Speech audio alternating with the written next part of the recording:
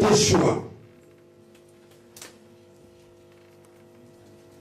Des choix. Des choix que l'homme peut faire dans sa vie et des choix qu'une femme peut faire dans sa vie. Alors, nous allons lire, ouvrir la Bible dans le livre de Luc, chapitre 10, verset 38 jusqu'à 42.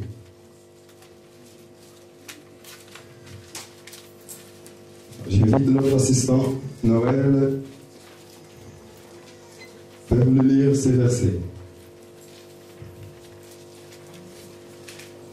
Luc chapitre 10, verset 38 jusqu'à 42. Je lis la parole de Dieu, Luc chapitre 10, verset 38 à 41.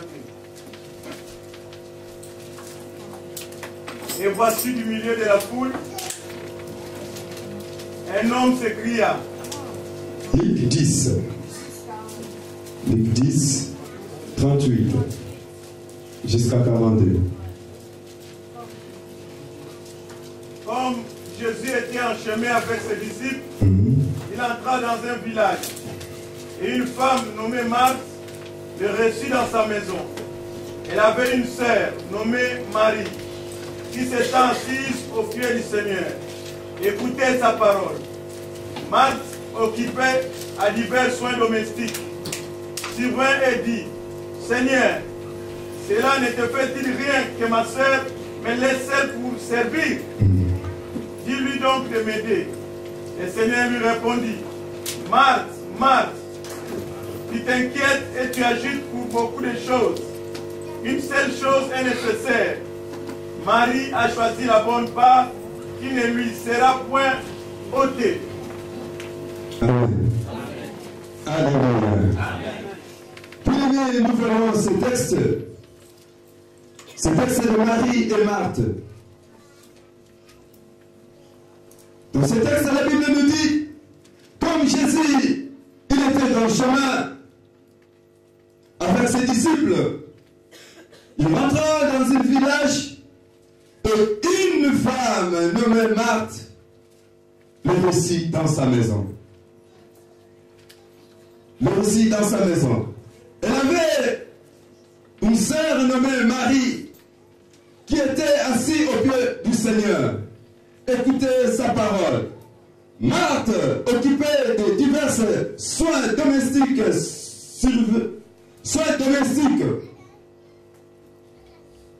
et dit au Seigneur,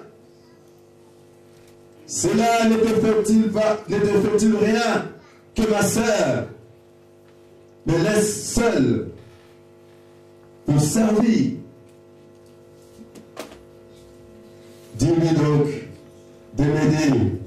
Et le Seigneur lui répondit, Marthe, Marthe, tu t'inquiètes et tu t'agis pour beaucoup de choses, mais une seule chose qui est nécessaire, que Marie a choisi la bonne part et il ne lui sera jamais ôté. Bien-aimés, dans ce texte, nous voyons les deux choix de deux personnes. Et que ces deux choix de deux personnes, c'est Marie et Marthe.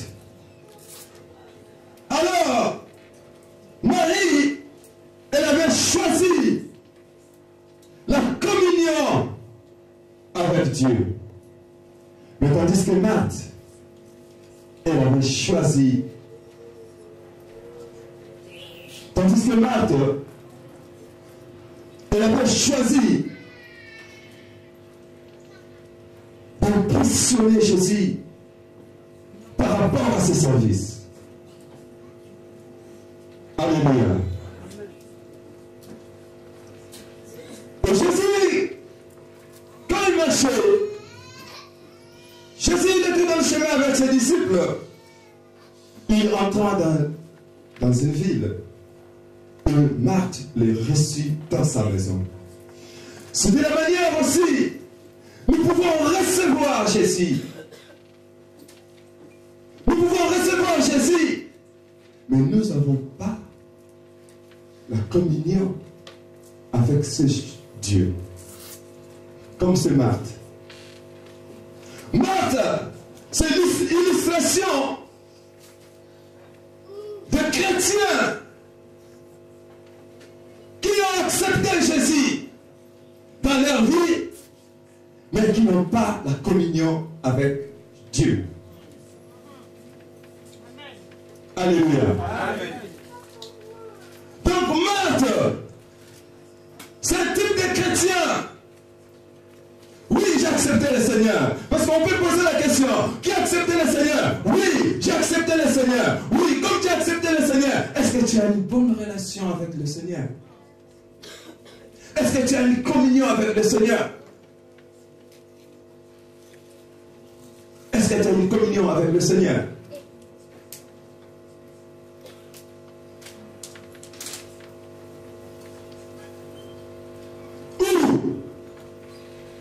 Juste pour impressionner le Seigneur dans le service, comme cette femme Marthe. Ou juste pour impressionner le Seigneur. Oui, bien que j'ai accepté le Seigneur, j'ai fait cela, j'ai fait cela, j'ai fait ceci. Mais le problème, c'est pas ça. Le problème, c'est pas de faire ce que tu peux faire. Le problème, il faut avoir cette communion. Est-ce que tu as une communion véritable avec Dieu? Est-ce que tu as une communion véritable avec Dieu? Ou tu es là juste pour impressionner Dieu? Parce qu'il y a des chrétiens qui impressionnent toujours Dieu.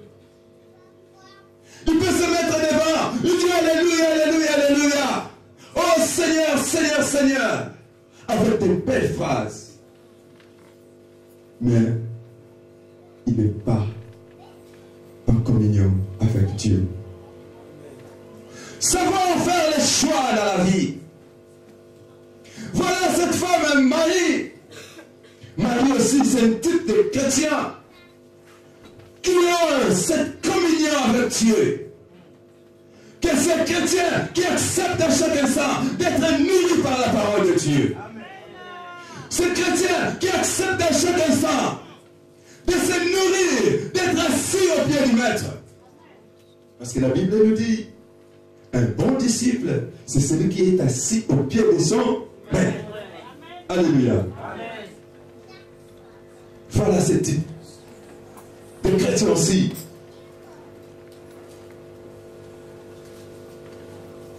Qui est vraiment assis au pied de son maître. Et la Bible nous dit, quand Jésus entra dans cette ville, et quand cette femme, Marthe, elle a reçu Jésus dans sa maison. Et quand elle a reçu Jésus dans sa maison, cette femme, elle était plus préoccupée. Elle était plus préoccupée. À la place d'être devant assis. Mais son problème, elle était plus préoccupée. Et que cette préoccupation, dans le divers travail domestique qu'elle faisait, j'espère, comme il a reçu le Seigneur, il a dit, ouais, le Seigneur, tu vas manger, je vais faire ça pour toi, je vais faire ça pour toi, je vais faire ça pour toi, je vais préparer pour toi.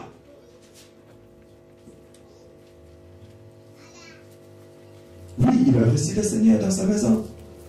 C'est de la manière aussi. Il y a des chrétiens qui sont plus préoccupés de leur travail.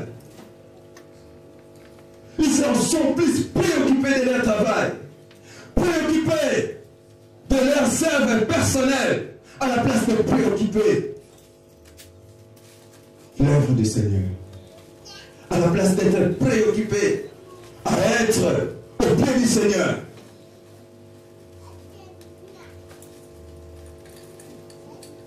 Si nous regardons, voyons un peu mercredi et vendredi, les vents certainement sont vides.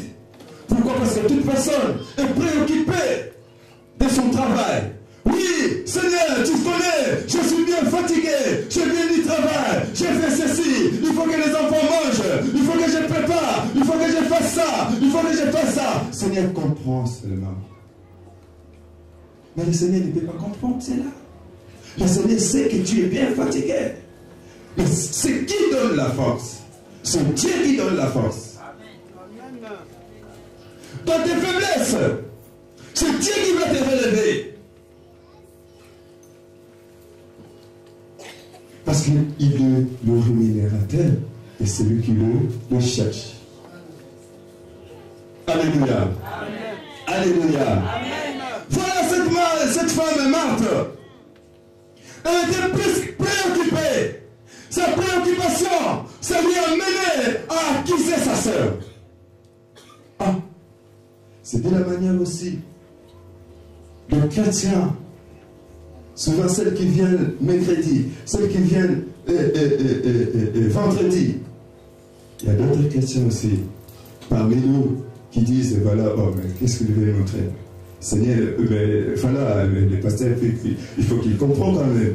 Il faut qu'ils comprennent, on est au travail, en plus les travails sont bien durs, mais voilà, mais il faut que le pasteur comprenne. Hein? Il faut que le pasteur comprenne. Parce que là, maintenant, je n'ai même pas quelqu'un qui peut m'aider. Je n'ai même pas quelqu'un qui peut m'aider. Alors, c'est moi-même. Alléluia. Amen. Alléluia. Amen. Voilà maintenant cette femme. Elle était plus préoccupée de ses affaires. Elle était plus préoccupée des choses domestiques, de la manière des chrétiens d'aujourd'hui, de la manière, ces chrétiens, ils sont plus préoccupés de ses œuvres personnelles, ils sont plus préoccupés de ses affaires, ils sont plus préoccupés à la place d'être assis avec une communion avec le Seigneur. Parce que si nous sommes une communion avec le Seigneur, il y a quelque chose qui passera dans nos vies. Il y a quelque chose qui passera dans nos vies. C'est de la manière aussi. Nous pouvons voir, il y a plein d'exemples. Il y a des couples qui vivent ensemble. Mais on voit que voilà, ces couples vivent ensemble. Mais ils n'ont pas la communion avec eux. Tu verras l'autre sur l'ordinateur, l'autre au salon. Quelquefois, une femme peut sortir, la femme peut sortir, et le mari peut sortir, il peut rentrer seulement quand il veut. Mais on va vivre ensemble. Mais en eux, il n'y a pas la communion. Or, Dieu nous demande d'avoir une communion avec lui. Nous pouvons servir Dieu. Mais si nous n'avons pas la communion, ça ne sert absolument à rien. Nous pouvons recevoir Dieu. Nous voulons faire tout ce que nous pouvons faire pour impressionner Dieu. Cela ne compte pas à Dieu. Dieu ne se laisse pas impressionner dans tous les actes que nous pouvons faire pour lui. Mais lorsque je me mets devant vous, je me rassure que j'ai une bonne communion avec Dieu. Parce que si je n'ai pas une bonne communion avec Dieu, Dieu ne me communiquera. Mais si je suis en communion avec lui, il me dira, voilà, il me dira, fais ceci, il me dira, c'est là. Pourquoi? Parce que j'ai une bonne communion avec lui. Tous les services que tu dois faire, mon frère, tous les services que tu dois faire, ma soeur, si tu n'as pas une bonne communion avec Dieu, ça ne sert absolument à rien. Pourquoi? Parce que tu veux impressionner le Seigneur.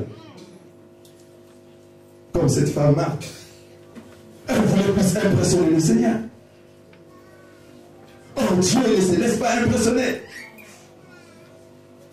Dieu ne se laisse pas impressionner à qui que ce soit. Dieu ne se laisse pas impressionner à qui que ce soit. Ou à un service que tu vas rendre à Dieu. Non. Non. Non. Dieu ne se laisse pas impressionner. Dieu ne se laisse pas impressionner. mais tu vois la relation que tu as avec lui. Tu vois la communion que tu as avec lui. Regarde cette femme, Marie. Jésus était rentré chez elle. Mais qu'est-ce qu'il a fait? Il a laissé tout. Sa priorité, c'était d'être auprès du Seigneur. Sa priorité, il était auprès du Seigneur et écouter. Parce que la Bible dit, l'homme ne vivra pas seulement du pain, mais l'homme vivra de la parole qui sort de la bouche du Seigneur. Voilà cette femme, Marie. Marie, elle a compris cela. Elle a compris cela. Elle veut rester auprès du Seigneur. Elle veut rester auprès du Seigneur. Et comme elle était restée auprès du Seigneur, voilà sa sœur dit, Seigneur, est-ce que ma sœur, elle ne peut pas venir m'aider? Ma sœur, elle ne peut pas venir m'aider. Parce qu'elle voit bien que je suis préoccupé de ce travail. Elle voit bien que je suis chargé de ce travail. Elle voit bien que moi-même, je ne peux pas. Elle voit bien. Mais pourquoi Marthe a accusé sa sœur? Vous savez pourquoi elle a accusé sa sœur?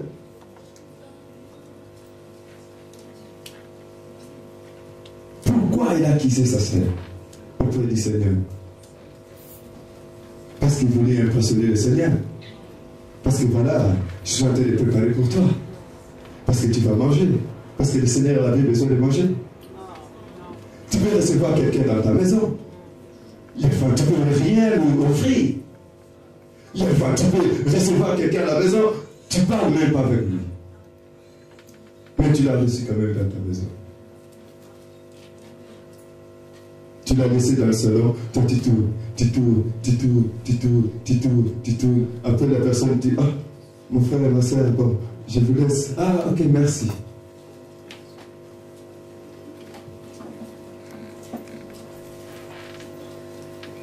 Voilà.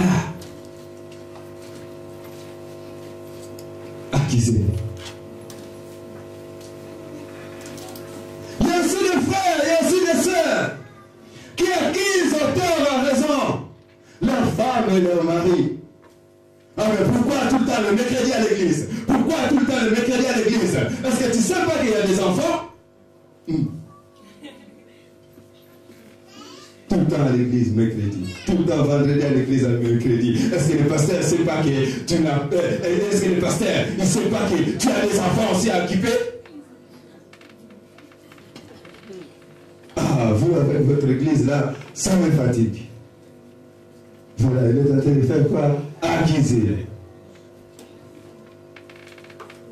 Mais quand on regarde la réalité, pourquoi elle est en train d'accuser? Parce qu'elle, elle ne vient pas. Parce qu'elle, elle bénéficie absolument de rien. Comme elle bénéficie de rien, alors, il faut qu'il l'accuse. Parce que quand elle va commencer à accuser, la personne va être affaiblie. Bon, je comprends, parce qu'il y a des enfants.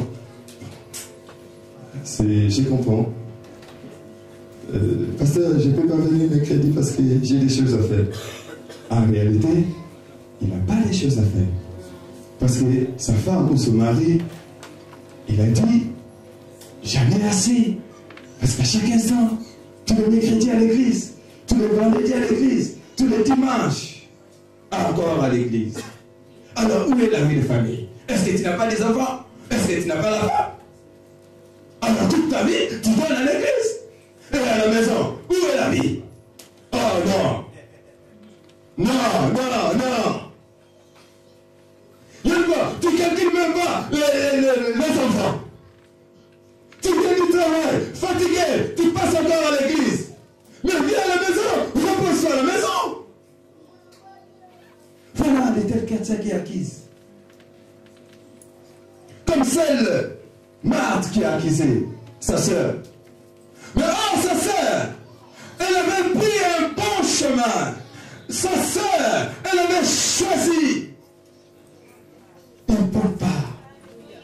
Parce qu'elle était en relation avec le Seigneur. En relation avec le Seigneur. Mais je vais vous dire une chose. Un jour, un monsieur, il cherchait l'endroit pour dormir. Comme il cherchait l'endroit pour dormir, il est venu toquer à la première porte. Pop, pop, pop. Et la dame qui était là, elle a ouvert la porte.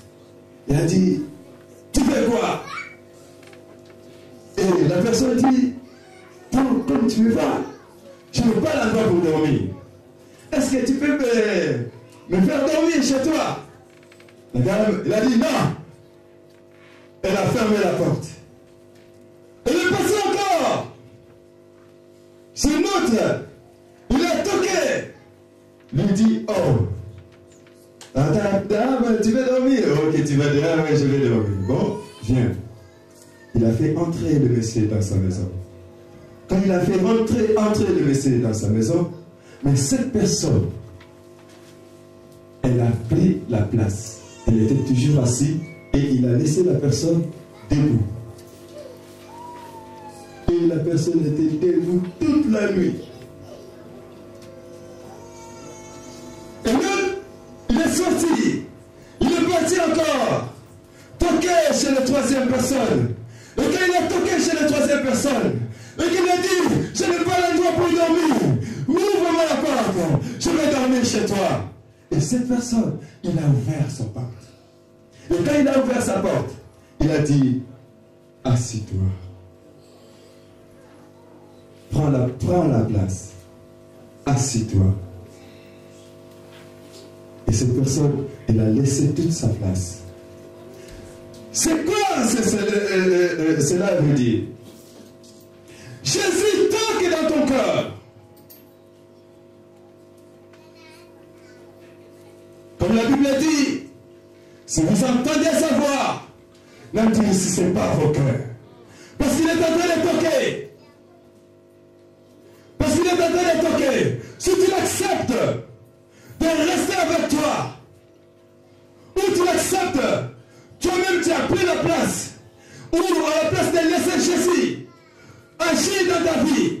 C'est de la manière cette femme, bien qu'il a reçu Jésus, mais elle n'a pas voulu laisser, se débarrasser, que Jésus puisse régner dans sa vie, que Jésus puisse communier dans sa vie.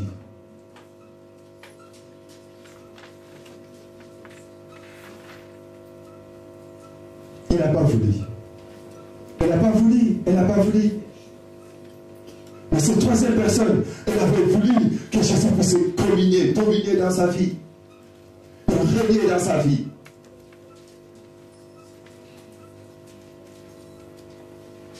Régner dans sa vie.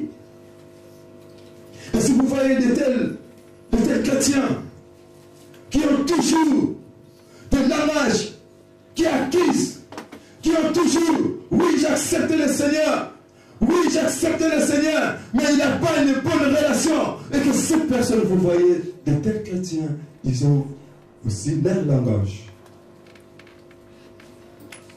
Ils ont aussi leur langage à parler. Si vous voyez l'histoire de cette femme Marthe,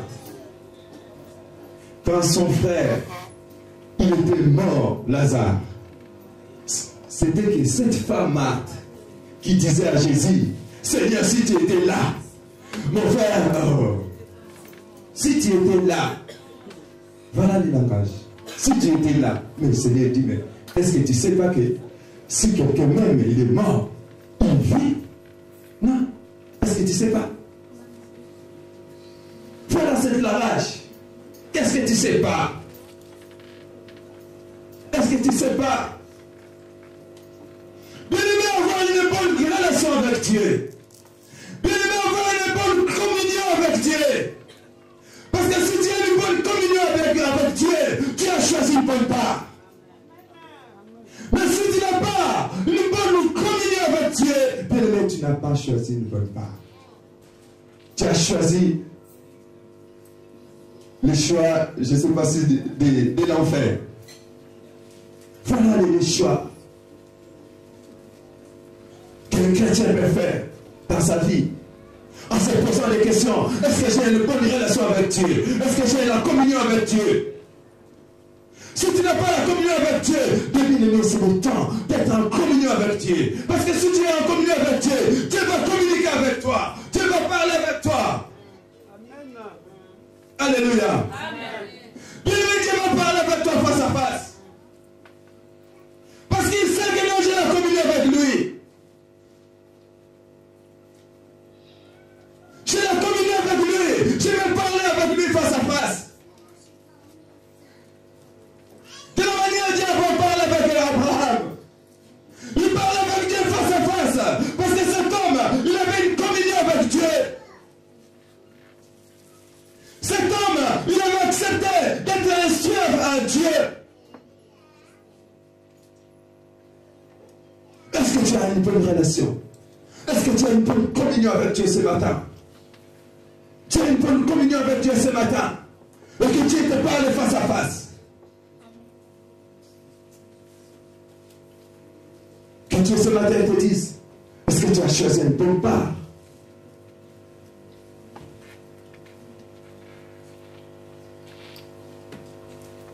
Tu as une communion avec Dieu. Tu as une bonne communion avec Dieu ce matin. Tu as une communion avec Dieu ce matin.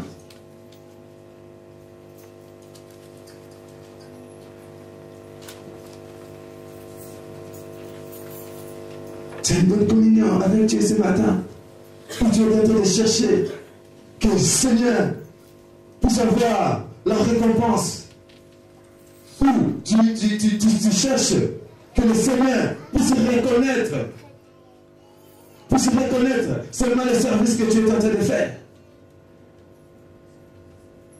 Tu as une bonne communion avec Dieu où tu cherches que Dieu puisse reconnaître ce que tu es en train de faire. Ou le service que tu es en train de rendre à Dieu.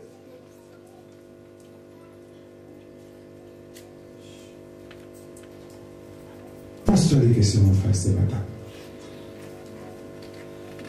Est-ce que tu cherches que Dieu puisse reconnaître le travail, le service que tu es en train de faire?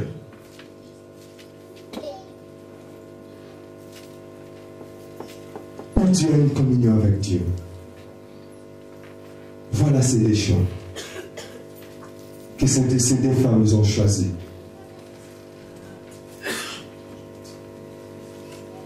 Voilà ces deux choix. Et ce matin, je t'invite à choisir la part de Marie qui avait choisi une bonne part, qui ne sera jamais ôtée. Parce que si tu as une bonne communion avec Dieu, jamais cette relation ne sera cassée.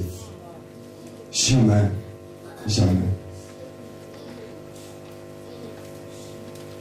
Jamais.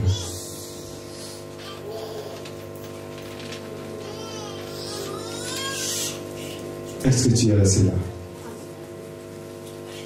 Est-ce que tu es resté là ce matin?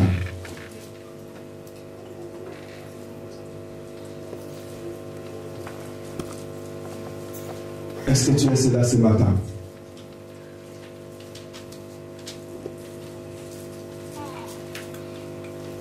Est-ce que tu veux seulement plaire à Dieu? Ou tu veux seulement être agréable à Dieu?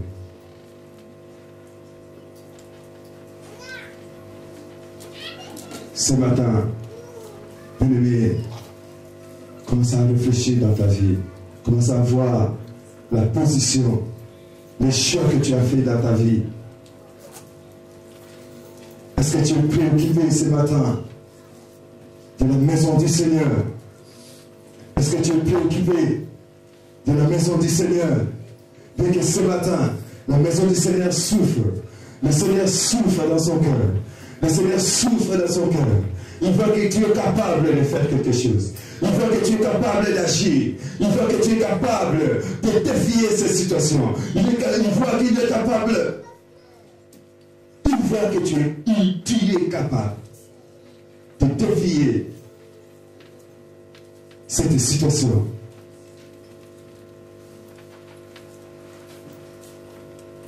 tu es capable. Mais le problème, parce que ton cœur n'est pas encore attaché à la communion avec Dieu. Parce que si ton cœur est bien attaché et que tu as une communion avec Dieu, mais ce matin tu vas préoccuper. La première préoccupation, ça sera l'œuvre du Seigneur. Il faut que l'œuvre du Seigneur s'avance. De la manière, cette femme, Marie, elle s'est préoccupée plus du Seigneur. Elle s'est préoccupée plus du Seigneur.